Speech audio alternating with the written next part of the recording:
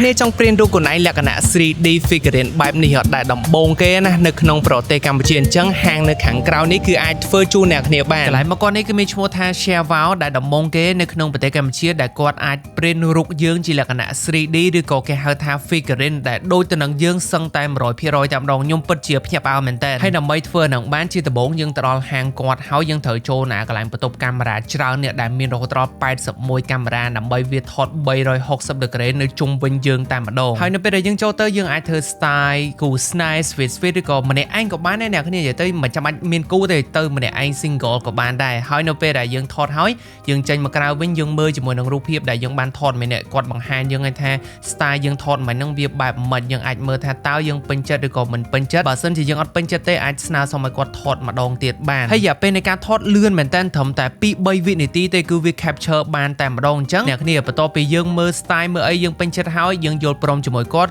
នឹងចាប់ផ្ដើមធ្វើយើងដែលវាចំណាយរយៈពេលពី10ទៅ15ថ្ងៃហើយបន្ទាប់ពីធ្វើហើយខ្ញុំក៏បានទៅដល់ហាងគាត់ដើម្បីទៅយកអារូប print 3D នឹងហើយក៏បានថតវីដេអូ unboxing នៅកន្លែងគាត់តែម្ដងទៅបាននេះគឺជារូបថតរបស់ខ្ញុំមែនតើហើយនៅក្នុងប្រអប់តិចទៀតខ្ញុំនឹងបើអ្នកគ្នាមើលបាននេះគឺជារូបដែលគេ print 3D ជាលក្ខណៈ figurine ណានិយាយទៅខ្ញុំគ្រាន់តែបើកភ្លាមខ្ញុំមានអារម្មណ៍ថាភ្ញាក់ផ្អើលខ្លាំងមែនតើអត់ដែលឃើញរូបខ្លួនឯងហើយក៏អត់ដែលឃើញរូបនាដនៅលើអាគេលក្ខណៈថាយកទៅ print ជាលក្ខណៈ 3D បែបនេះទេធ្លាប់តែឃើញគេយកតុក្កតាល្បី